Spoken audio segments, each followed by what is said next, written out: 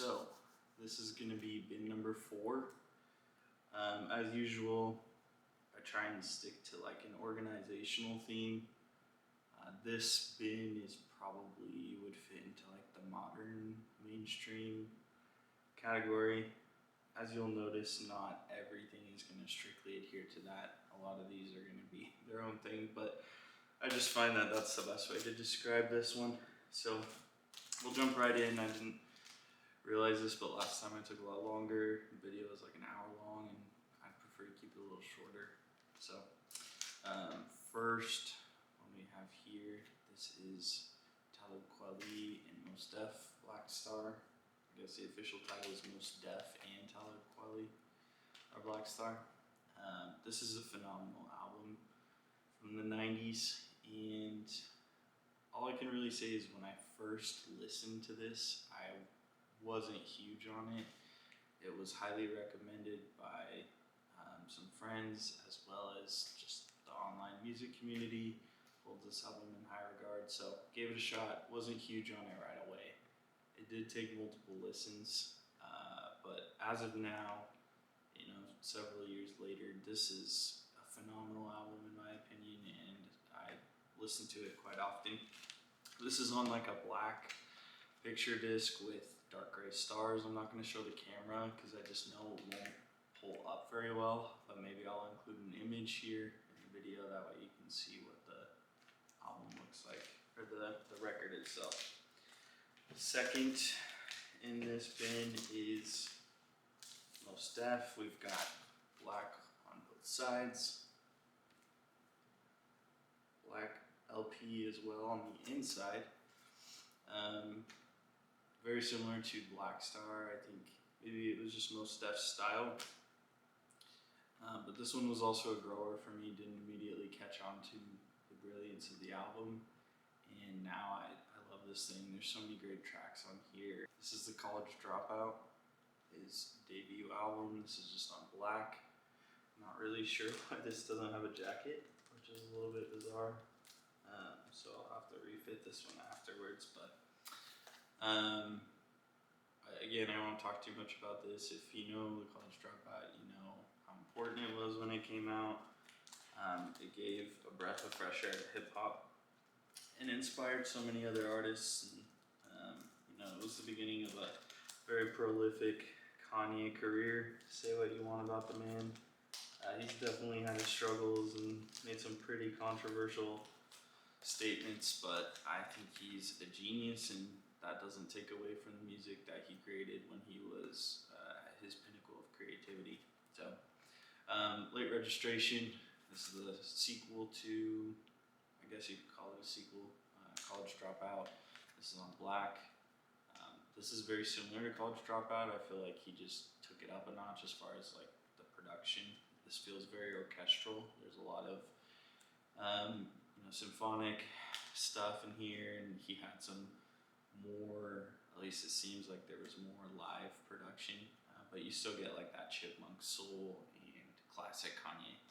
So there's somewhat of a debate between this and College Dropout being his best album. Amongst others, I think you could probably choose any of his albums to be the best, but I think College Dropout takes it for me just by a little bit, but this is a very close second. So there's that. And then we have Graduation. This is when Kanye finished up the Graduation trilogy. And this is the third album in his discography. And as far as this album goes, for a very long time, this was my favorite Kanye album to listen to. It probably still is one of my favorites to listen to. He definitely went a little bit more pop here, and some people think that this was, at least the old heads maybe would think that this was like the last great Kanye album before he kind of went that direction. But I love this. This is a bootleg, so this is not a true pressing. It's on like this pink and purple. It's really not the greatest quality, so I'm not going to go ahead and open it or anything. But if you haven't listened to Graduation, what are you doing, man? It's that great of an album. And then we've got 808s and Heartbreak. This one's pretty hard to get in and out of the sleeve, so I'm not going to open it up, but as far as pressings go and quality on the jacket and just presentation overall, this is easily one of the coolest vinyls I've ever seen. It opens up both directions like this, and in the middle there's a CD, and then you've got the vinyls, and of course, you know, jacket quality seems very nice. It's not cheap. It's this very thick, durable cardboard, kind of waxy. So, really appreciate this one. Not my favorite Kanye album. In fact, while I still hold it in very high regard, it's probably towards the lower half of his discography from myself personally. But, you know, of course it's Kanye, so his worst is still usually pretty good. At least up until the Donda era. But we'll talk about that later in a second. And My Beautiful Dark Twisted Fantasy, again, fantastic jacket quality. This album was his, you know, comeback album at the time. I wish he would make another album like this right now. He could really use it, but I don't even know if this album could save him at this point because of some of the crazy stuff he's been saying and doing. So, what I love about this album is it has this insert right here. That middle piece, there's like probably 6 or 7 alternate like cardstock pieces that you can swap out to change the album cover, which is pretty unique and very cool. And then on the back side, again, I don't know how well this is going to show up in the lighting, but there's like this gold. Here we've got Life of Pablo. This is another bootleg. There's no official pressing for this. That's on orange. Life of Pablo was probably one of the first Kanye albums that I was following as it came out, and I really appreciate what he did.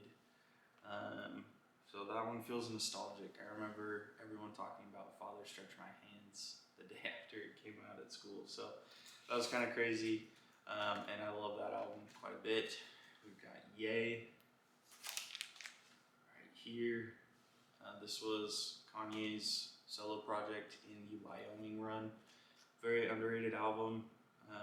You know, I think comparatively when you put it next to some of his other big, huge works, it just kind of gets overlooked. You know, there's some of the best cuts in Kanye's discography here, namely Ghost Town. I think that's one of his greatest songs ever. So certainly worth checking out and an important part of his discography, in my opinion. Here we have Kids See Ghosts. This was the collaboration with Kid Cudi in the Wyoming run. Kind of a sequel or a spiritual successor. I mean, came out a week later after Ye, I believe. But this has Ghost Town Part 2 free, and just kind of a unique follow-up. I feel like even though there's some dark moments on this track list, overall it feels a little bit more positive. And then the addition of Kid Cudi on here is very special as well. I think they're some of the best like co-collaborators we've seen in modern hip-hop, if not of all time. And I wish there was more music of them together, at least in this era. But yeah, just a phenomenal album. I would definitely check those two out if you have the chance. And then this is kind of where Kanye's discography, you know, took the turn a little bit. This is Jesus is King. That's the actual vinyl right there. It's just in like this see-through kind of plastic sleeve. I have this in my collection because I'm a Kanye fan, not because I love the album. To tell you the truth, I've maybe listened to this in full like 3 or 4 times since it came out. And you know, when I do go back, I am pleasantly surprised sometimes at the quality of some of the production, but I also think that a lot of the lines and lyricism are very cheesy. I think it's cool that Kanye took a Christian route, and you know, at the time he was very into that, devoted to it. Good for him, but the music definitely suffered for that. So not huge on this. You know, still some cool moments and whatnot, but definitely my least favorite Kanye album that I have here. All right, Last album we have in the collection is Donda. I'm holding this to the side because the camera will think it's part of my sweatshirt if I hold it up to my chest. This will be easy to show. Everything here is black. This is 4 LPs, so pretty plain. To be honest with you, I don't love this pressing. Album is a different story, but this pressing itself is pretty lazy. Like, there's literally no artistic value in this. It's just completely black.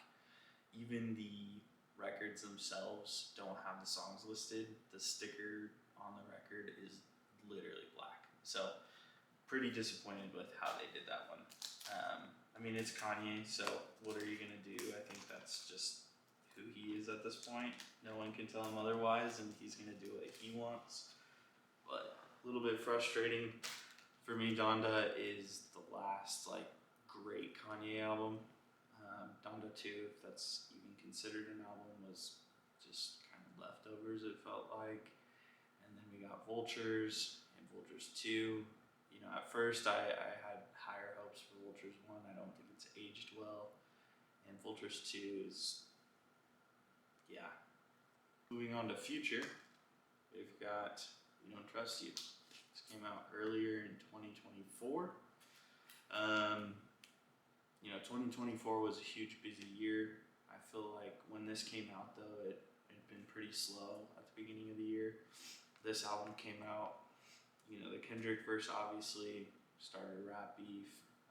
That was pretty fun to watch. Even apart from the Kendrick verse, I think we got a fantastic album with Future and Metro. Of course, you know, there's some crazy production on here, the trap inspired, not even trap inspired, it's just straight trap, but you know, it sounds great, and I think, you know, they complement each other very well with their individual styles. So not my favorite album from last year, but I feel like this is going to age very well, just given the circumstances of its release and the team up that it was. So super happy with this one.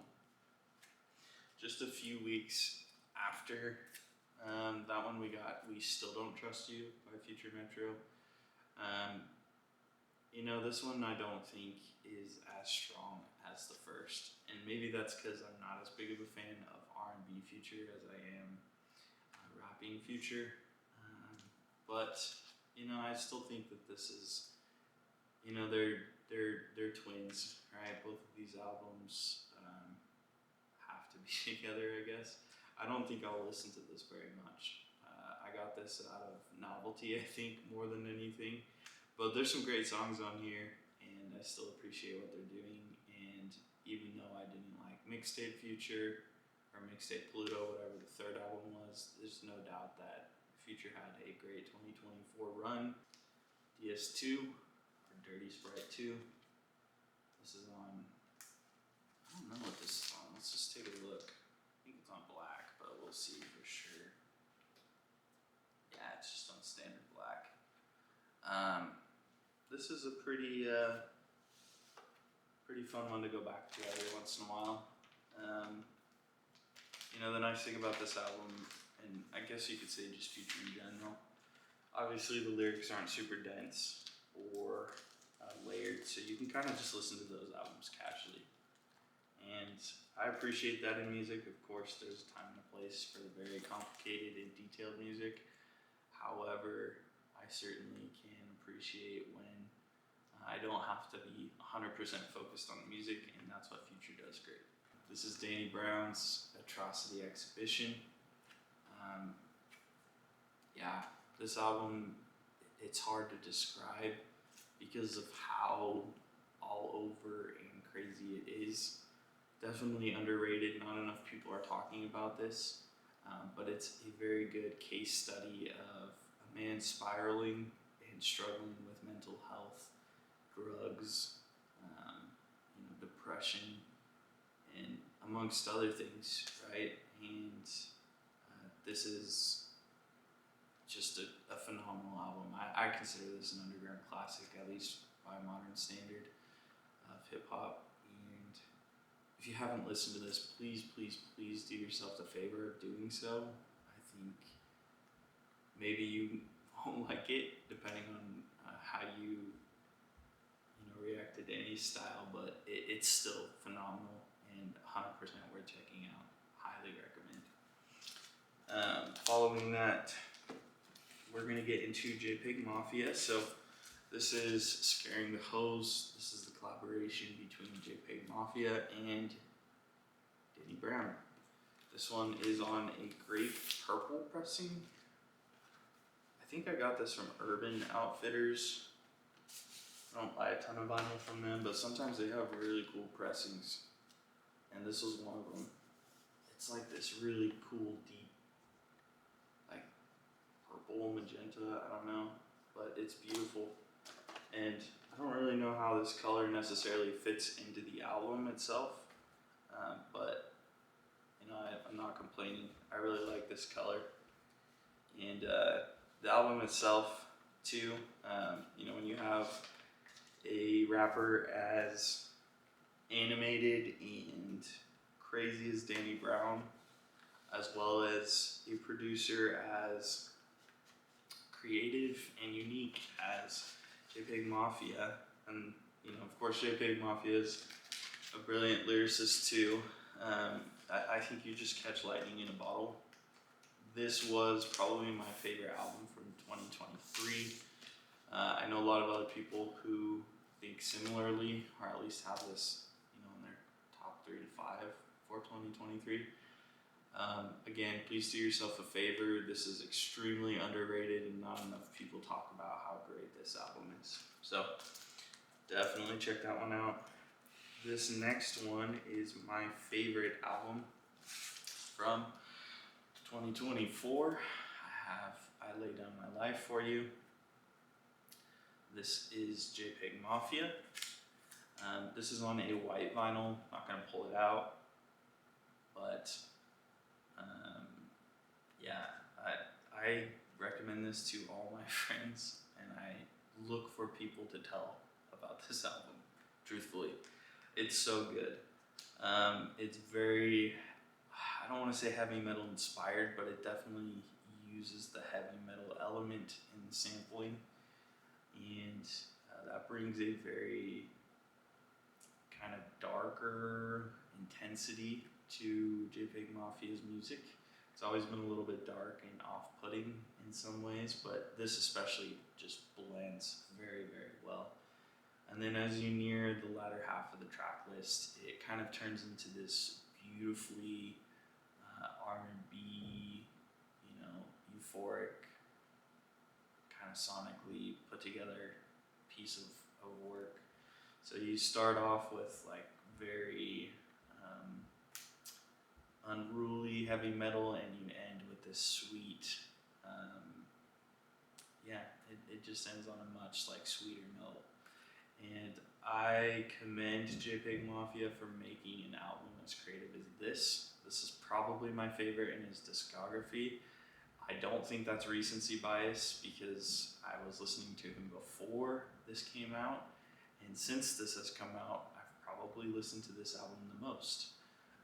There's no doubt it kind of takes a little bit more of a listenable position than some of his other albums, so I can see people who prefer his experimental stuff not really liking the fact that I prefer this one over the others, but ultimately I think this one is the most accessible, or at least one of them in his discography, and I really truly hope people who haven't listened to Peggy find this album and this becomes their like gateway drug into JPEGMAFIA's music. So again, I've pretty much recommended every record here so far, but this one, like if I could only choose one to have you listen to, this would be it. This is that record. It's so good. And then to follow that up, we have Offline, which is a version of JPEGMAFIA's LP album. This is a 4 LP, so there's 2 LPs for the actual album itself, and then 2 more for the instrumental. Instrumental, I believe, is clear, and then the album itself is black. So cool pressing. I wasn't listening to JPEG when this was initially released. My understanding is that he released LP first, and then there were some sampling issues, and so he went back and released the actual version of the album that he had originally wanted it to be, with all the cleared samples, and that's what Offline is. So really cool album to have, and I love this album. It's probably, if we're not talking about Scaring the Hoes as the collab album, this is probably my second favorite solo album from JPEGMAFIA, and it's very fun to listen to. I still go back to it quite often. This is All My Heroes Are Cornballs. This is just on a black standard pressing. This is a little bit more lo-fi, I feel like. While there are some great highs on here, I don't know that it necessarily stands up to LP or I Lay Down My Life For You, that kind of stuff. But still a fantastic album, and I really appreciate having this in my discography. And I still do visit it every once in a while when I'm in the mood, but not quite as often as the others. And then rounding out the JPEG Mafia collection, we have the Ghost Pop tape. This is on a blue pressing, and again, this is probably one of those pressings that got more out of novelty at the time.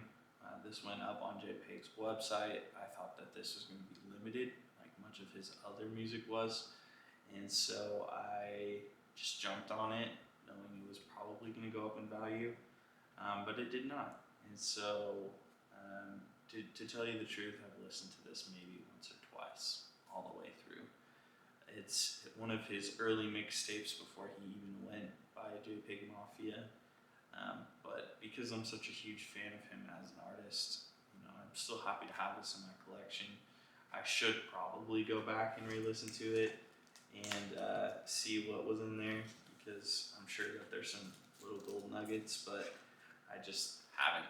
So, A$AP Rocky, and this is Long Live A$AP.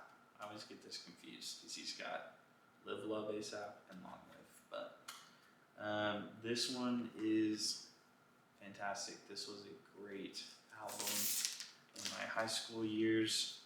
I didn't go back and listen to it in full until much later, but of course you're getting some fantastic cuts off of here. It's on this really cool goldish yellow clear pressing. I love this album because it feels fresh, at least for when it came out. Of course, since then, we've gotten a lot of similar music and copycats. But this one just feels like very cool, cloud, slightly poppy hip-hop from New York. And A$AP Rocky, I think, is a very unique artist. So, very enjoyable. I love, tons of the track lists on here. I think Fashion Killa is one of my favorites. Yeah, super, super enjoyable. At long last, A$AP. Again, the titles are also similar. Confuses the hell out of me. I prefer this album slightly to its predecessor.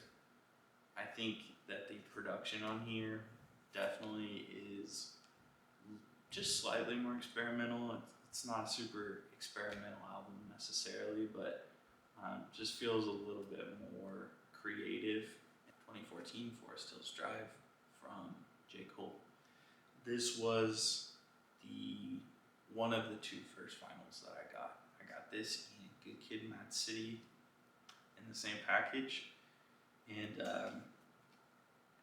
at the time, this was one of my favorite albums. I don't want to be a J. Cole hater because I still appreciate his music a lot, but this album I feel like is much more nostalgic than quality, personally.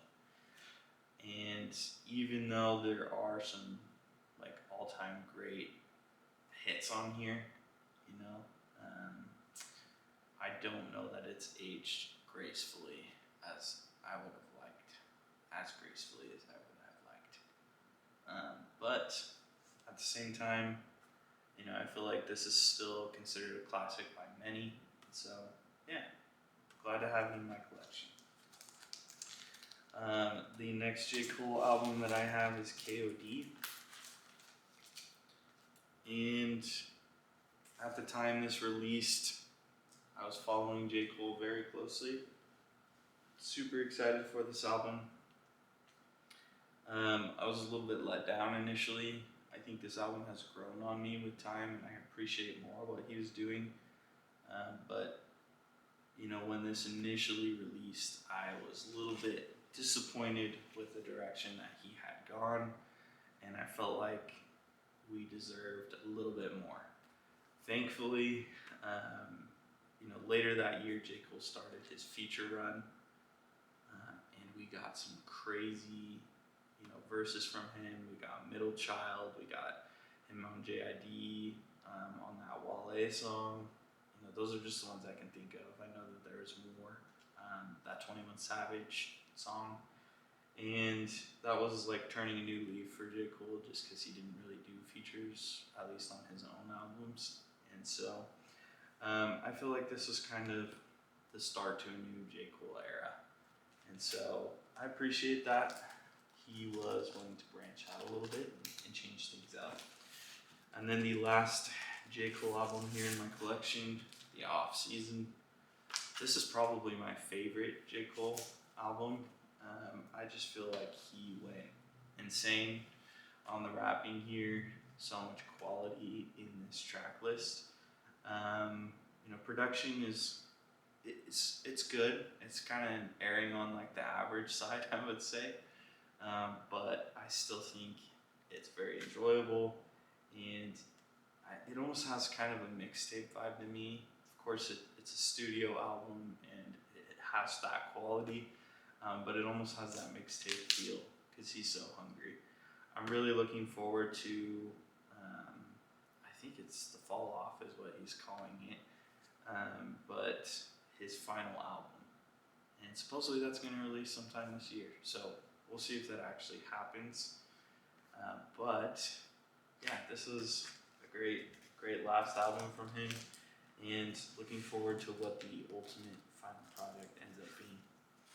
Going into the Metro collection, we've got right here, Heroes and Villains.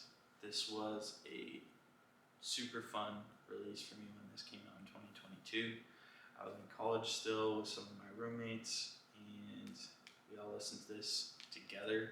We're in the same room, blasting this on a speaker, just listening, and we all had such a fun time. It was a super cool release. I will remember that for a very long time.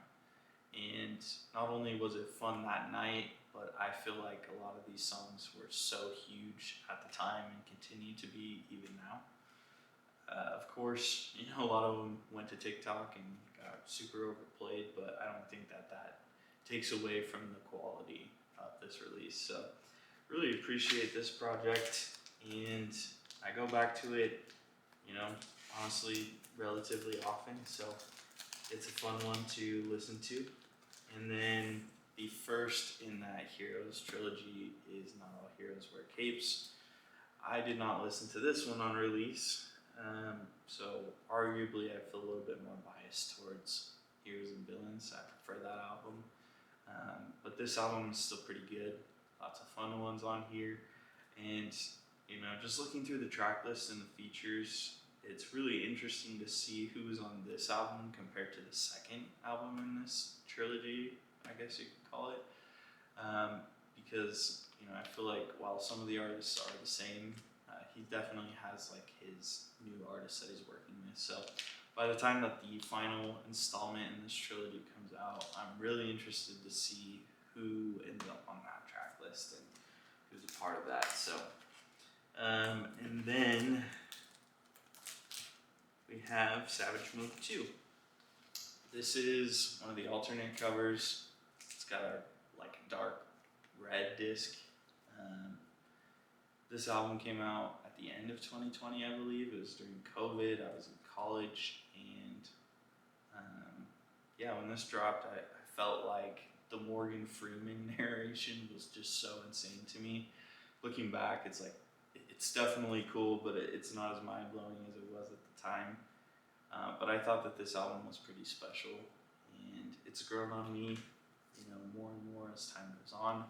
I don't know that it'll age as a classic. It's definitely not a perfect album, but as far as, you know, the overall project goes, this is super solid as a trap album, and I appreciate this one a lot. Greater Than I Was. This is on a black LP. You know, I think I listened to this a lot more when this came out. At one point, I even thought about getting rid of it, which I honestly still might. There's some great songs on here, and I do appreciate this album, but it just has not remained in my rotation like a lot of other projects have. So, you know, shouts to 21. I think he's a great artist. I don't love everything that he puts out, but he definitely has a star power, and there's for sure something to say about how his music quality has generally improved over time when you compare it to Issa album, I think it's called, the one with Bank Account. Like, that song is just garbage in my opinion, but I think that there's some true evolution in artistry in this album and his more recent works, and so I respect, you know, that he has grown so much as an artist. This is a very special part of my collection, so might take a little bit more time to go through this. This is my Mac Miller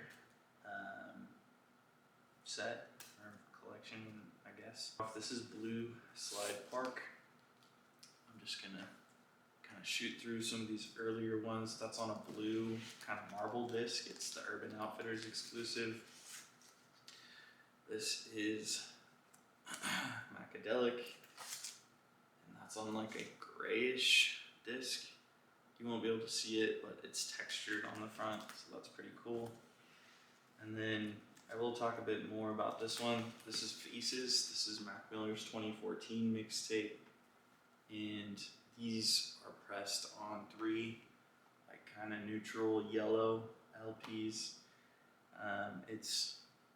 This is probably one of my favorite Mac Miller projects. It's hard to place it in like a top 3 because when you get that close to the top, it's hard to decide what like should be there or shouldn't be there. But I spend a lot of time with this album. I've noticed that this is a good casual listen, and it's also a good like pay attention with headphones kind of listen. At first, I was not super sold on this mixtape, just because the beats are so minimalist, at least a lot of them are. But as time has gone on, I think that there's some incredible art in this project. The slow jazz loops and samples, along with Mac on his bass cello, I think it is, or just a cello, makes for such a unique project overall. And admittedly, you know, Mac was in one of his darkest times when this released. You know, there's so many allusions to an early death. He talks about, you know, if the world were ending, he would hope no one would save it. And, you know, a lot of that, you know, based on the production, almost goes over your head sometimes. But when you really pay attention to the lyrics, you realize what state of mind he was in. This is a very psychedelic, drug-induced mixtape. And I guess I don't have much more to say about it, but if you appreciate that kind of artwork and the lyricism that was put into a project like this, you should check this out. I go back to this quite frequently. And so, yeah, beautiful, beautiful album, or mixtape, whatever you want to call it. And then, yeah, watching movies with the sound off. This is another great project. This is one where you could argue it's a top 3, depending on where you stand with Mac's discography. For me, it's not, but I certainly really do enjoy this album. I feel like After Faces and this project too, I believe this may have come before Faces actually, but Mac took a much more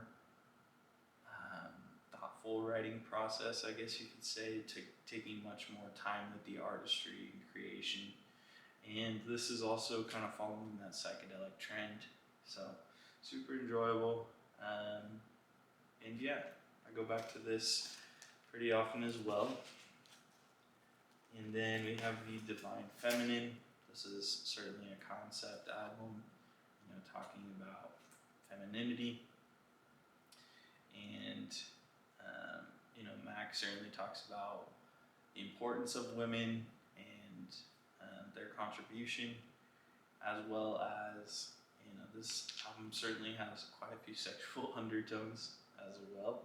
So 2 ways of considering women for their worth and for your pleasure, I guess you could put it. And I do enjoy this record as well. I don't go back to this as much just because of the style of the music. Nothing wrong with it, it's just not my personal cup of tea. But I think that this is, again, if you were to tell me this was in your top 3 albums for Mac Miller, I would respect the hell out of that. It's still a fantastic album. Next up, I'm going to just pull out these 2 at the same time. These are my 2 favorite Mac Miller albums. I go back and forth a lot deciding which of them I prefer over the other. The first one is Swimming. I listened to this the night that it came out. It actually came out the same night as Astro World by Travis Scott. And not to go too far into detail, that was a crazy nostalgic night. I was with 2 of my closest friends. We drove down to Lake Tahoe, which was a couple hours from where I live in California, and we just spent the day there together. And on the way back, we listened to this album and Astro World. And yeah, that was just, I will never forget that night for a lot of reasons. But a big reason why I will never forget that night is because of Swimming. Astro World too, but I think Swimming has aged significantly better. And given that Mac passed away just a few weeks after this was released, kind of cemented this as a very special and important album, not just in his discography, but just as a musical statement in general. This is on just a plain black LP. I'd love to get another pressing of this. I know that they have, I think it's the 5-year anniversary edition of it out now. So maybe I'll get that at some point. But just so much beauty and emotion in this track list. There's a lot of darkness too, of course. It's Mac Miller. But it's such a great, timeless album, and personally this is a classic. I think a lot of other people would agree too. Not a perfect 10 out of 10 album, but I think that what it is much more than that in a way. So this is what was intended to be like, I don't know about the sequel, but the partner to Swimming. This is Circles, and much like Swimming, a lot of the same content matter, mental health, and just mental struggles in general, whether that's through drug abuse and alcoholism or your relationships with other people. I think that if anything though, this album, under the context of its release, we know that Mac contributed a significant portion to this album, but it was not finished before he passed away. And knowing what this album is about and knowing that he passed away before it was released kind of gives this a different feeling. and it's even more sad that he was talking about the things that he was, but we're too late to save him, right? This album in a way is asking for help, but by the time we got it, it was too late. So this is a very emotional listen, and it's hard to get there sometimes, but it's equally as beautiful and special in my opinion as Swimming. So I don't really know which of these I prefer. Again, I go back and forth on them, from time to time, and all I can really say is they both contribute to Mac's discography in such an important way, and yeah, they're just fantastic. I should add too, I have Balloonerism coming in the mail here in the next week or so that's going to be part of my collection, not currently though. And then just to round things off, this is the NPR Tiny Desk concert of Mac Miller. This came out just a few weeks after, or at least the Tiny Desk did, came out a few weeks after Swimming, and this was like, it may have been one of, if not his last performances live before his passing. And again, this is also kind of an emotional one for me to listen to because it's very raw, right? You're getting Mac's commentary between songs, it's all live, and just knowing that he passed away very shortly after is heartbreaking. But it's also a wonderful memory of him and what his legacy was and who he was as a person. So I love this quite a bit. This came out, I want to say a year or two ago. On vinyl, it's on this really cool like blue opaque color, and it has like a printed signature of Mac Miller on the back. So beautiful pressing. And then on a completely different note, we have The Money Store by Death Grips. Can't show the cover on this one. But this is on like a half white, half black pressing. It's super interesting of an album. I don't know that this is for everyone. In fact, I would argue it's probably not for most people. But it's a fantastic album. And certainly if you're into the weird underground experimental stuff, that's a great album for you to check out. Let's go through these real quick. So this is the Denzel Curry collection. Up first, we've got Taboo. I'm not going to show the backside just because I don't know if it's YouTube appropriate. But this is on like a red with like kind of white smears on it disc. Taboo is one I haven't gone back to in a really long time, but I definitely appreciate what it was, and I should go back to it. I just haven't found the time. So at some point I will, but fantastic album. Zoo, another great album. This is on like a kind of green color. I actually really like the pressing on this one. Let's get it out. Yeah, it's like this nice emerald green color. That's not going to show up great in the camera, but when you put the light through it, it's gorgeous. It looks like glass or sea glass or something. I don't know. Fantastic album though too. I think Denzel's been really consistent with his quality. Certainly there's albums that are better than others, but I don't think he's necessarily had a bad album yet in his discography. And I don't know that he will, at least not for a long time, because he's been up there in terms of the rapping quality as well as production. Here we have, I forget the name of this. It's with Kenny Beats. It's Unlocked, that's what it is. This is like a super short, I don't even know if you could call this an EP. It's like maybe 10 minutes long, 15 minutes long. It's just a showcase of some wacky zany beats from Kenny Beats, and then Denzel rapping over them like it's a mixtape. So super short project. It's almost like a demo tape. Some of these songs don't even feel super finished, but it's really fun and cool to listen to. So I like having that one. I love Diet, Pyro, I think it's called. Let's see. Pyro, yeah. Super great songs. This is my favorite Denzel album. This is Melt My Eyes. And there's so many great songs on this. Honestly, the whole track list. But Melt Session number 1 is incredible. Walkin' is a great song. Worst Comes to Worst, John Wayne. Troubles with T-Pain's fun. Ain't No Way. X-Wing is super cool. Zatoichi, or Zatoiki, however it's pronounced. This was like one of my favorite 2022 albums, in between this one and JID, The Forever Story, and to tell you the truth, it was very close. But yeah, super good.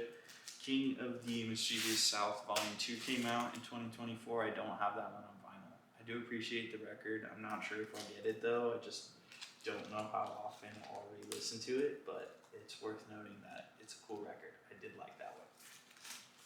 And then to finish out this bin, got Rodeo, Travis Scott. This is on a black pressing. Rodeo, I think, was a very important release for the 2010s, especially for trap music. I'm not going to talk about it a ton because it's been talked about a lot already, but very good, very, very good album. And then Astroworld, as I mentioned, I listened to this on opening night with my friends driving home. This was insane because we were listening to all the features and, you know, trying to guess who certain people were. And even though I think I like Swimming a lot more, in the moment this felt like the much bigger release, especially the one that was more hyped up. And you know, some people would argue that this is aging as a classic. I think that's a fair argument.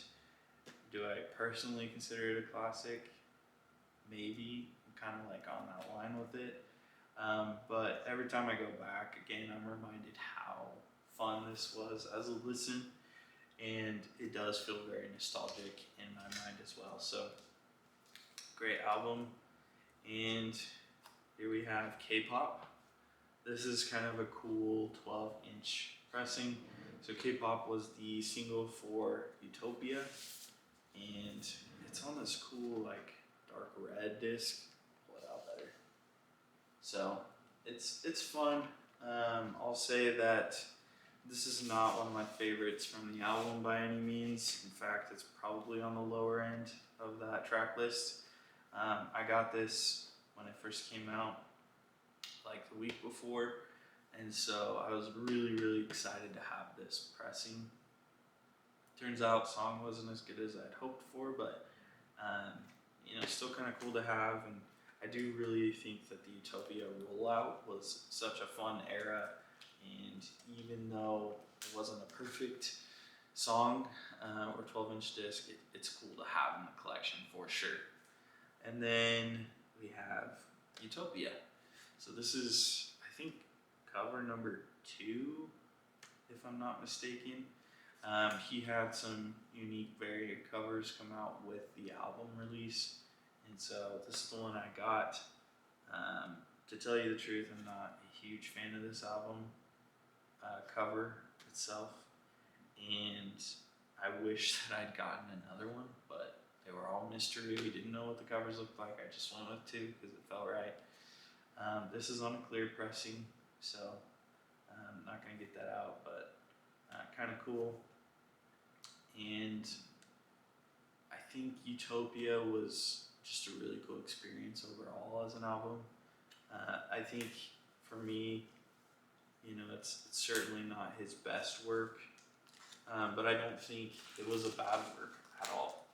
And I think it was very good of an album for a 5-year wait.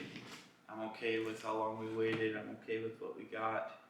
And I've taken away some, you know, great songs off that track list. So no complaints from me. But yeah, this is bin number 4. Got 2 final bins to go. And looking looking forward to these last two bins. We've gotten through pretty much all the hip hop at this point. There's still some little stragglers, I guess you could say. But this is like the bulk of it. At this point, we're kind of going to start going into other genres, mainly rock.